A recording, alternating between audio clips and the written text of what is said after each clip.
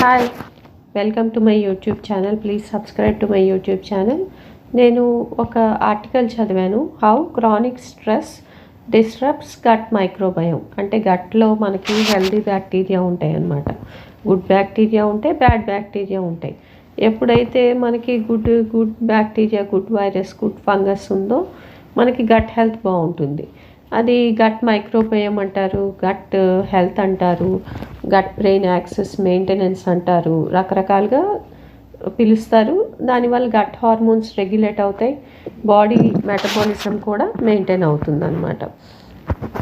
So ఎప్పుడైతే good bacteria ఎక్కువ ఉంటాయో మనకి గట్ హెల్త్ బాగున్నట్టు. ఎప్పుడైతే గుడ్ బ్యాక్టీరియా తగ్గుతాయో మనకి బ్యాడ్ బ్యాక్టీరియా లేకపోతే బ్యాడ్ వైరసెస్ ఎప్పుడైతే ఎక్కువ అవుతాయో గట్లో మైక్రోబయోమ్ డైవర్సిఫైడ్గా ఉంటుందన్నమాట. అంటే రకరకాల బ్యాక్టీరియా ఉంటాయి, రకరకాల ఫంగస్ ఉంటుంది, రకరకాల వైరస్ ఉంటుంది, మెయిన్ బ్యాక్టీరియానే ఉంటాయి. సో ఈ బ్యాక్టీరియా ఎప్పుడైతే కాలనైజ్ అయ్యి బ్యాడ్ బ్యాక్టీరియా ఎప్పుడైతే కాలనైజ్ అవుతాయో అప్పుడు మనకి బ్యాడ్ గట్ హెల్త్ ఉంటుంది. ఎప్పుడైతే good bacteria, good microbiome, good gut microbiome maintain చేయగలుగుతామో అప్పుడు మనకి గుడ్ హెల్త్ ఉంటుంది, హెల్త్ బాగా మెయింటైన్ అవుతుంది. ఆ ఆర్టికల్లో ఏం చెప్పారంటే క్రానిక్ సైకలాజికల్ స్ట్రెస్ అనేది అందరికీ కామన్. హై స్ట్రెస్ లెవెల్స్ ఉన్న వాళ్ళకి వాళ్ళ లైఫ్స్లో ఎలా ఎఫెక్ట్ అవుతుంది ఈ gut microbiome. Suppose mental health బాగాలేదు, స్ట్రెస్ ఎక్కువ ఉంది, మెంటల్ హెల్త్ బాగాలేదు, గ్యాస్ట్రో ఇంటెస్టైనల్ ఫంక్షనింగ్ కూడా తగ్గుతుంది. As a result microbiome diversity కూడా తగ్గుతుంది. క్రానిక్ స్ట్రెస్ వల్ల diversity and composition of the gut microbiome కూడా ఇంబ్యాలెన్స్ అయ్యి గట్ డిస్బయోసిస్ కాజ్ చేస్తుంది. డిస్బయోసిస్ అంటే ఏం లేదు, బ్యాడ్ బ్యాక్టీరియా అంటే bacteria which may not need, మనకు అవసరం ఉండదు ఆ బ్యాక్టీరియా కాలనైజ్ అయ్యి అన్నెసరీ టాక్సిన్స్ రిలీజ్ చేసి మన డైజెషన్ కానీ లేకపోతే ఇంకా రకరకాల ప్రాసెస్ ఆఫ్ డైజెషన్ని ఎఫెక్ట్ చేస్తుంది అన్నమాట. సో నార్మల్గా బ్యాలెన్స్గా ఉన్నాయి microorganisms in the gut, దానివల్ల హార్మ్ఫుల్ ప్రొలిఫరేషన్ లేదు అంటే మన హెల్త్ మెయింటైన్ అవుతుంది. ఎప్పుడైతే క్రానిక్ స్ట్రెస్ ఉంది ఈ మైక్రోబయోము షిఫ్ట్ అవుతుంది అనమాట. అంటే గుడ్ బ్యాక్టీరియా నుంచి బ్యాడ్ బ్యాక్టీరియాకి షిఫ్ట్ అవుతుంది, డైవర్సిటీ తగ్గుతుందంటే కొన్ని గుడ్ బ్యాక్టీరియా చనిపోతూ ఉంటాయి, బ్యాడ్ బ్యాక్టీరియా గ్రో అవుతూ ఉంటాయి. అండ్ కోవిడ్-19లో చూసారు కదా, మనందరికీ డిప్రెషన్, యాంగ్జైటీ, స్ట్రెస్ ఉండడం వల్ల గట్ డిస్బయోసిస్ ఎంతో కొంత అట్లీస్ట్ హాఫ్ ఏ ఇయర్ మనం ఫేస్ చేసాం. కానీ మనం నట్స్ అవి తీసుకోవడము లేకపోతే సీడ్స్ అవి తీసుకోవడం అవేర్నెస్ పెరగడం వల్ల గట్ హెల్త్ మెయింటైన్ అయింది. కానీ ఇనీషియల్ డేస్లో గట్ డిస్బయోసిస్ ఎంతో కొంత మనం ఫేస్ చేసాం. హెల్త్ కేర్ వర్కర్స్లో లో గట్ ఆల్ఫా డైవర్సిటీ ఉంటుంది, ఎందుకంటే health care workers are in continuous stress. వాళ్ళకి ఒక డైవర్స్ మైక్రోబయోమ్ అనేది ఉండదు, టైంకి తినరు, టైంకి బవల్ హ్యాబిట్స్ ఉండవు, టైంకి నిద్రపోరు. సో దానివల్ల గట్ మైక్రోబయోమ్ ఎంతో కొంత డిస్టర్బ్ అయ్యి హెల్త్ కేర్ వర్కర్స్లో various diseases and negative health అవుట్కమ్స్కి దారితీస్తుంది. అండ్ సపోజ్ ఒక స్టడీ చేశారు, 2 cohort స్టడీలో హెల్దీ అడల్ట్స్ని తీసుకున్నారు, వాళ్ళకి ఆల్ఫా డైవర్సిటీ ఉంది, మంచి హయ్యర్ ఆల్ఫా డైవర్సిటీ, లో స్ట్రెస్ లెవెల్స్ ఉన్నాయి. వీళ్ళలో ఏం తెలిసిందంటే వీళ్ళకి స్ట్రెస్ తక్కువ ఉండడం వల్ల స్ట్రెస్ తక్కువ ఉండడం వల్ల వీళ్ళకి higher alpha diversity, higher gut microbiome enhancement ఉందని తెలిసింది. ఇంకొక group of people who have more amount of stress తీసుకున్నారు, వాళ్ళకి ఈ కోలై, షీగల్ల బ్యాక్టీరియా ఎక్కువ ఉండడం వల్ల ఇన్ఫ్లమేటరీ బవల్ డిసీజ్ వచ్చే ఛాన్సు, కొంతమందికి ఆల్రెడీ ఇన్ఫ్లమేటరీ బవల్ డిసీజ్ ఉండడం అలాంటిది నోటీస్ చేశారు. ఒక సిస్టమాటిక్ రివ్యూ చేశారు 2023లో. గట్లో హెల్దీ బ్యాక్టీరియా లాక్నోస్పైరేసి అండ్ లార్కో బ్యాక్టీరియం అనే ఒక బ్యాక్టీరియా, గట్ హెల్తీ బ్యాక్టీరియా ఏవైతే beneficial short chain fatty acids produce చేస్తాయో అందులో చేంజెస్ వచ్చినాయి అంట స్ట్రెస్ వల్ల. ఒక గ్రూప్ ఆఫ్ పీపుల్లో స్టడీ చేస్తే స్ట్రెస్ వల్ల రెగ్యులర్గా ఉండే గట్ మైక్రోబయోమ్ అంటే the group of people faced the stress in 2 different aspects అనమాట. సో ముందు గట్ మైక్రోబయోమ్ స్టడీ చేసినప్పుడు వాళ్ళకి ఆ బ్యాక్టీరియా బాగా హెల్తీగా ఉంది, ఎప్పుడైతే వాళ్ళు స్ట్రెస్కి గురయ్యారో ఈ బ్యాక్టీరియా తగ్గిపోయింది, దానివల్ల health of the intestinal lining తగ్గి అండ్ ఇమ్యూన్ సిస్టమ్ కూడా ఎఫెక్ట్ అయిందంట. అండ్ స్పెసిఫిక్ లైఫ్ స్టేజెస్లో అంటే early age, middle age, later ఏజెస్లో మన స్ట్రెస్ లెవెల్స్ని బట్టి మన గట్ మైక్రోబయోమ్ మారుతూ వస్తుందంట. ఎస్పెషల్లీ పోస్ట్ పార్టమ్ ఉమెన్లో పేరెంటల్ స్ట్రెస్ ఎక్కువ ఉంటుంది. So they have lower alpha diversity, they have low gut microbiome diversity. ఇంకా యాంగ్జైటీ, ప్రీనాటల్ యాంగ్జైటీ ఉన్న వాళ్ళు, plus those who faced hardships during their childhood, child early లైఫ్లో hardships face చేసిన మైక్రోబయోము stress microbiome పాత్వేనే వాళ్ళలో చూసారంట. And there is a strong link between gut microbiome and post traumatic stress disorder అని కూడా కొన్ని రీసెర్చెస్లో వాళ్ళకి కనిపించిందంట.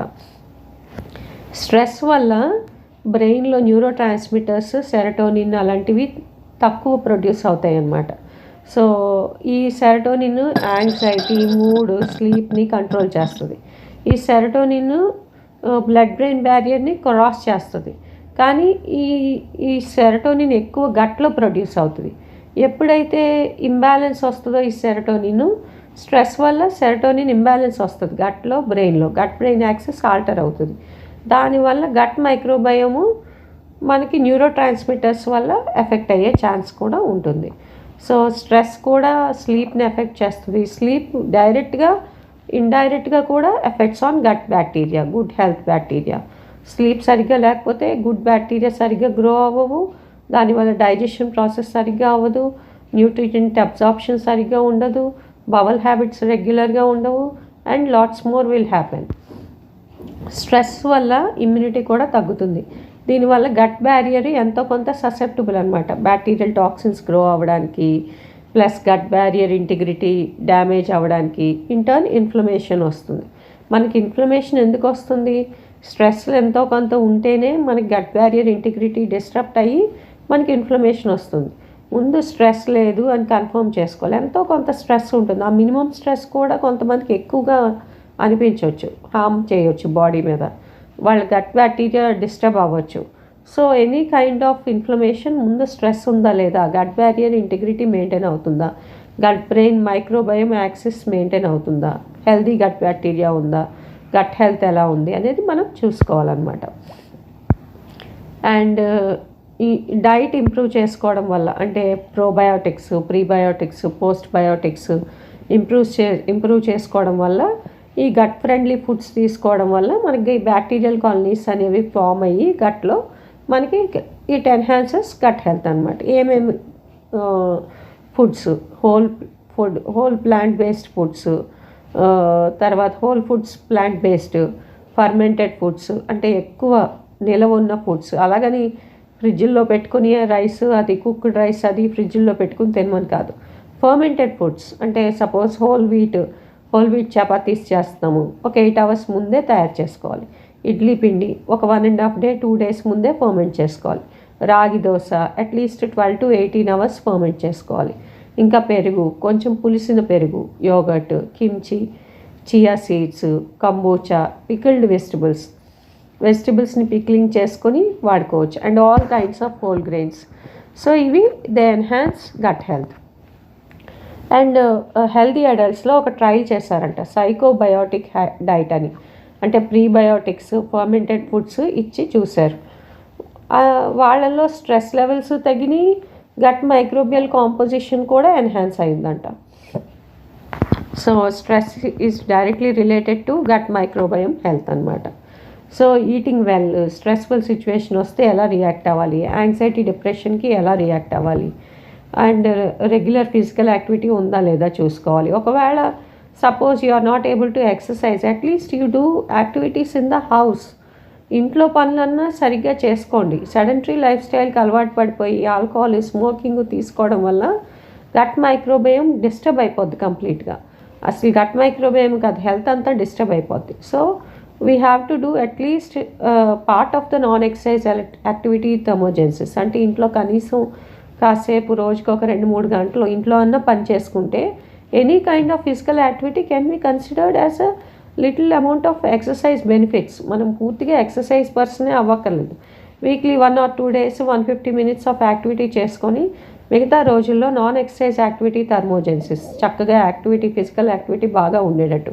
అంటే మన గ్రాసరీస్ మనమే తెచ్చుకోవాలి, మన డిషెస్ మనమే వాష్ చేసుకోవాలి, మన బట్టలు మనమే ఆరేసుకోవాలి, మన ఫుడ్ మనమే కుక్ చేసుకోవాలి, మన హౌస్ మనమే క్లీన్ చేసుకోవాలి, మన బాత్రూమ్ మన వాష్రూమ్ మనమే క్లీన్ చేసుకోవాలి, మన స్కిన్ కేర్ బాడీ కేర్ మనమే తీసుకోవాలి వితౌట్ హెల్ప్ ఆఫ్ ఎనీబడి. అప్పుడు మనకి ఫిజికల్ యాక్టివిటీ మెయింటైన్ అవుద్ది. మళ్ళీ ఇందులో కొంచెం స్ట్రెస్ లెవెల్స్ వచ్చే ఛాన్స్ ఉంటుంది. ఏంటి, కొంతమంది వర్క్కి వెళ్ళిపోతూ ఉంటారు, వాళ్ళు ఇంట్లో వర్క్ ఎక్కువ చేయలేరు, ఎక్కువ చేయడం వల్ల స్ట్రెస్ కూడా ఎక్కువ అవుతుంది. సో కొన్ని యాక్టివిటీస్ మెయిడ్స్ని పెట్టుకోండి, కొన్ని యాక్టివిటీస్ మీరు చేసుకోండి. So some amount of non exercise activity thermogenesis ఉంటుంది. అండ్ వన్స్ ఇన్ వైల్ మీకు అనిపిస్తుంది అనమాట, today you are motivated to go to exercise, చక్కగా ఒక half an hour, 40 minutes 45 minutes వెళ్ళిపోండి. ముందు ఒకవేళ మోటివేషన్ లేదు, అస్సలు లేదు, వీక్లీ వన్స్ ఆర్ ట్వైస్ గుర్తొస్తుంది ఎక్సర్సైజ్ చేయట్లేదని. అలా గుర్తొచ్చినప్పుడు షూస్ వేసుకోవడం, చక్కగా ఒక ట్రాక్ సూట్ వేసుకోవడం, 10 minutes కానీ బయలుదేరండి ఎక్సర్సైజ్కి. చక్కగా 10 minutes బ్రిస్క్ వాక్ చేయండి. ఇంకొక 10 minutes ఎలాగో వచ్చాం కదా, ఇంకొక 10 minutes చేద్దాము అనుకోండి, ఇంకొక 10 minutes అనుకోండి, అలా 45 minutes కంప్లీట్ చేసేసి రండి. అప్పుడు మీకే అనిపిస్తుంది ఫిజికల్గా స్ట్రెస్ ఉండదు, మెంటల్గా హెల్త్ బాగుంటుంది, అన్నీ మీకే తెలుస్తాయి అన్నమాట. So exercise can also boost mood and help relieve stress and help maintaining gut health through maintenance of gut microbiome. Balanced Mediterranean diet అంటే హోల్ ఫుడ్స్, ప్లాంట్ బేస్డ్ తీసుకుంటూ, ప్లస్ ఫర్మెంటెడ్ ఫుడ్స్ తీసుకుంటూ, probiotics prebiotics తీసుకుంటూ, and vegetables, lots of fresh vegetables and fruits తీసుకోవడం వల్ల, regular physical activity వల్ల gut health maintain అవుతుందన్నమాట. Probiotic supplements గురించి కూడా ఈ ఆర్టికల్లో చెప్పారు. కానీ వాళ్ళు ఏం చెప్పారంటే, ప్రోబయోటిక్ సప్లిమెంట్స్ కన్నా డైటరీ సోర్సెస్ నుంచి ప్రోబయోటిక్స్ తీసుకోవడం చాలా మంచిది. లేదు మీ గట్ మైక్రోబయోమ్ చాలా వీక్గా ఉంది, మీరు టెస్ట్ చేయించుకున్నారు, లేకపోతే గ్యాస్ట్రోఎంట్రాలజిస్ట్ చెప్పారు, మీ న్యూట్రిషనిస్ట్ చెప్పారు, you need a probiotic supplement, once in while you can enhance to probiotic supplements కూడా. అవి కూడా పిల్స్ ఉంటాయి, కానీ dietary sources are far better when compare to probiotic supplements. కానీ కొంతమంది చాలా ఇమ్యూన్ సిస్టమ్ చాలా వీక్గా ఉంటుంది, హయ్యర్ స్ట్రెస్ లెవెల్స్లో ఉంటారు, వాళ్ళ gut microbiome, gut brain microbiome axis maintain అవ్వదు.